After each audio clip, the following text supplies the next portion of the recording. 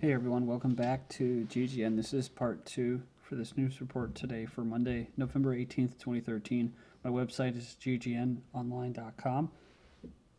On YouTube, my channels are DDarko 2012 to 2013. I'm sure most of you know that, but if you didn't, now you know. Okay, so I have a bunch of different articles in here, just like the last. I'm going to just try to plow through them if I can. I still had like another 10 articles that I wanted to get to in the last video, but the doctor isn't in. Hospitals are using telepresence robots. So we've heard about telepresence warriors, soldiers.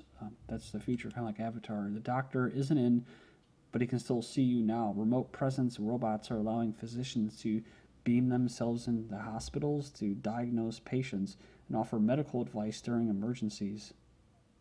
Then it says here, a growing number of hospitals in California and other states are using telepresence robots to expand access to medical specialists, especially in rural areas where there's a shortage of doctors. There's always a shortage of doctors, like I said, remember? I always tell you that so that when the immigrants come over, they can compete with domestic doctors to lower wages. Apple is spending $10.5 billion on automated manufacturing equipment. They're putting a record $10.5 billion to work in new technology from assembly robots to milling machines that consumers will never see. So instead of slave labor, they're spending more on machines that do the behind-the-scenes work of mass-producing iPhones, so iPads and other gadgets. That's pretty interesting. Like I said, we got to keep an eye on China as far as when they go fully automated. When that happens, look out. I'll say this again because it's a good way of looking at it. Unless Americans are willing to work for less than the slave labor workers in China, or they're able to outwork and be more efficient than robots and automation, then there's going to be no need for them, along with Chinese people. So, and you're starting to see some stuff going on, some stuff popping in China as far as violence and possible terrorism and stuff. So it says that Apple has so much cash that they can invest in cutting-edge, world-class machinery that is typically used for aerospace and defense. And then there's this article right here. Elderly boom impels China to ease one-child policy. If you've heard of that, they're going to ease the one-child policy. There's always going to be some kind of financial reason. And so it says it's become a plight now because of a massive shift in its elderly population. As a result, they've decided to bring a change to its one-child policy for the first time in 30 years. This is all across the boards, for the most part, elderly population. At least in the West it is, along with China and that and Japan. So, like I said, you're going to see a massive drop in the population by 2050. But until they go completely automated, they're still going to need a crap load of people in the labor force. Not saying that they're all going to work, but so they can compete against each other for the lowest possible wages for these big companies. It's funny, that's communism, but it's capitalism. It's big corporations and big government exploiting people, labor, and all that. Your GPS ankle bracelet is listening.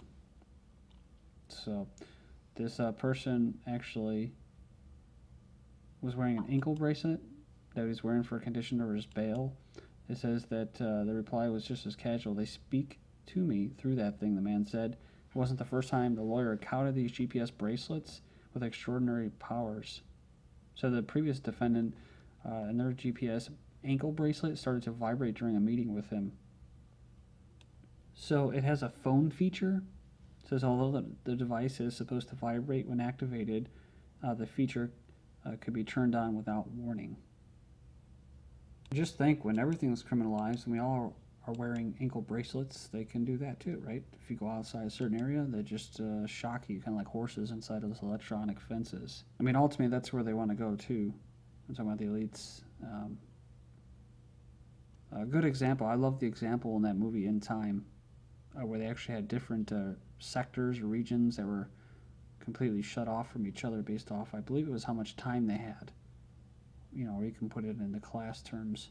So I'm not saying don't shop at Amazon anymore. I do it personally, but it's I've mentioned how it's good chance that Amazon's actually like quasi-government, but Amazon Web Services They're hinting at details on its CIA Franken-cloud. They'll build and manage a cloud that will sit in a CIA data center. $600 million contract to build a CIA cloud.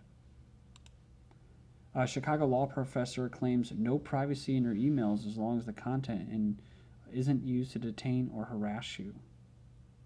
So this shouldn't be too big of a surprise. I only covered this because this is something that is just a fact of life now. So there'll still be people that will call themselves privacy advocates, and that's great and everything, and maybe there could be measures to do it, but you know, it seems to be that this is where it's going to go. This is the way it is. He says mass surveillance where emails and other communications are vacuumed up, stored in databases, and then searched for keywords doesn't harm anyone in itself. But basically, it's a problem when it's used to detain, interrogate, or harass people. Mark Faber fears the end of the capitalist economic system as we know it. So this is the way, I think they're kind of more conservative, but Zero Hedge is covering it. His most ominous warning, and one that fits perfectly with the seeming insanity of the Federal Reserve, right? It all doesn't make sense, right? What they're doing isn't done purposely, intentionally. Was that the next time a bubble bursts, then the capitalistic economic system, as we know it, will falter. And that's what a lot of people, when you first come into the, quote, truth realm, I don't know why, but it tends to be on a conservative, from a conservative lens, ultra-conservative, libertarian, which is fine and everything. I'm just saying that if you are one of those people, just look at it, you can look at it a different way and still be a libertarian and be like, well, you know, if the system collapses, well then so be it. This is not all that great of a system. It's a system of exploitation. So, you know, I don't understand why these people that hate the system, complain about it all the time, are so in so much fear of it collapsing. So, because that's the best way you're actually going to have some kind of change, I think.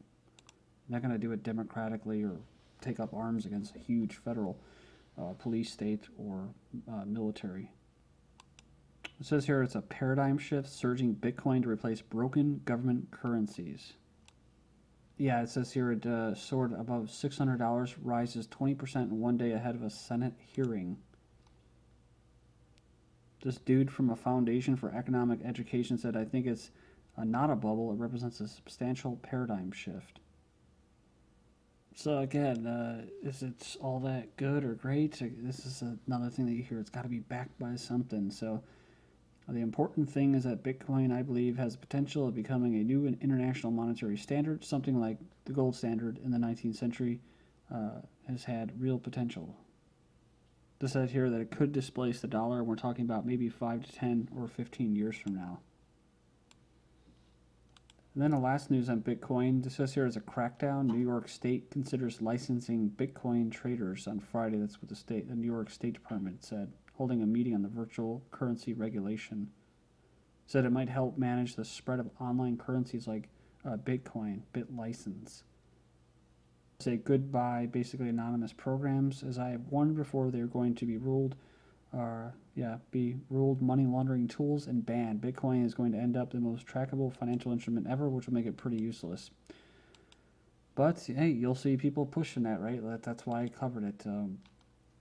I actually mentioned that before. Should you trust Bitcoin? It's going to be even less private than anything else before. So, but that's, you know, I don't know. Whatever. Maybe that's progress. Walmart holds food drive for its own workers. It's asking other workers to help them out. They want to make sure its workers can enjoy Thanksgiving dinner at Walmart, so they're asking each other to give enough food to do so. So their statement was that they're standing by it. They said this is part of the company's culture to rally around associates and take care of them, says a spokeswoman. So how about you just pay them a better fucking wage, you know what I mean? You're a humongous company, and I know it employs people, and you should be grateful you have a job, but it's just like, I'm not going into it. You know what I'm going to say.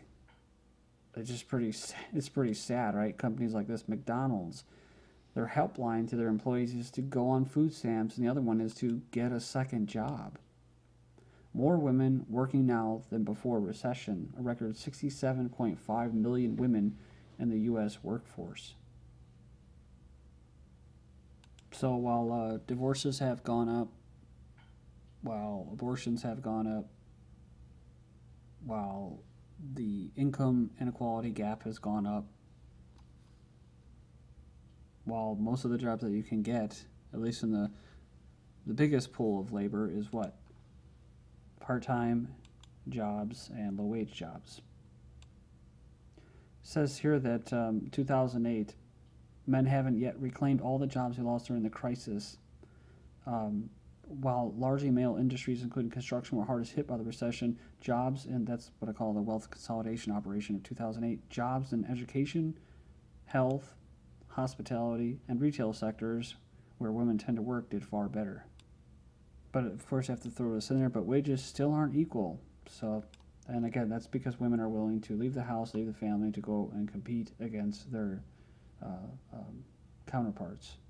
Bill Clinton says the next American president should be a woman. I actually thought that's who it was already going to be that back in, what, 2008 or 2010 or 2012. I thought that they were going to run a woman. It says, I hope we have a woman president in my lifetime, and I think it would be a good thing for the world as well as for America. And if you haven't watched this video, you might want to check it out. It's like a special video where we talk about male and female willpower distorted for exploitation and control. And talking about lowering wages through a competing labor market, a New Jersey bill to offer in-state tuition and financial aid to immigrants in the country illegally gains momentum. Mexico accuses ex-U.S. soldier of leading kidnapping gang. So authorities in Mexico detained a former U.S. soldier accused of heading a gang of kidnappers in northern Mexico. And 32 years old, says Mexican government aided drug cartels and participated in kidnapping, so they're kind of guilty themselves. So they facilitated hundreds of enforced disappearances of citizens as part of the failing struggle to rein in drug gangs. Like I said, the drug gangs cartels probably are the government there. Mexico police free 61 kidnapped victims in the border city. So they're the good guys here. Then they're the bad guys, and then they're the good guys again. I was just watching a video with this guy, Orlini or something like that, and he talked about the Kohlberg's 5 stages or 6 stages of moral development, and it was interesting because, people, whatever, the 3rd or 4th one would not question anything. They don't question the laws as being illegitimate. They would just say, oh, see, they're the good guys, And the next time when they're bad guys, they say, oh, we got to fix the system, right? It's just a little blip, isolated incident.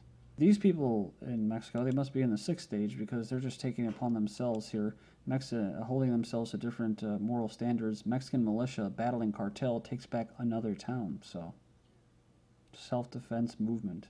Of all the crap you hear of, these athletes doing or saying, NFL player cites reading Noam Chomsky among reasons he quit playing pro football.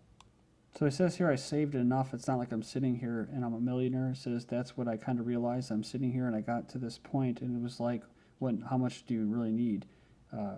What do you want in life? And I decided I don't really want to be a millionaire. Most of you probably already heard this. Thousands homeless as Midwest reels from a tornado damage. So it actually decimated some entire neighborhoods and killed 6 people.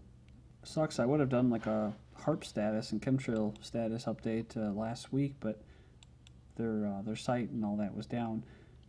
As far as this goes, this is from the 17th, so this is from Sunday, the long wave frequency magnitude readings, and you can see this whole area in the eastern part was being lit up, as well as the southwest.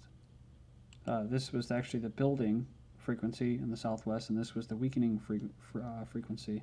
You usually see like tornadoes and stuff like that when you see complete opposites happening, cold and warm, and that's what we've had. Here's the chemtrail forecast. You can kind of pause this if you want to keep looking at it. This is from theweatherspace.com. And most of the day you can see that the northwest and part of the south is basically blanketed. And then in the evening overnight, this huge chemtrail assault in the northwest moving across the plains and that. And they both hook up by tomorrow or Tuesday. covering a large part of the eastern United States. And lastly, Fukushima. The TEPCO successfully removed the first nuclear fuel rods at Fukushima. This is GGN. Thank you.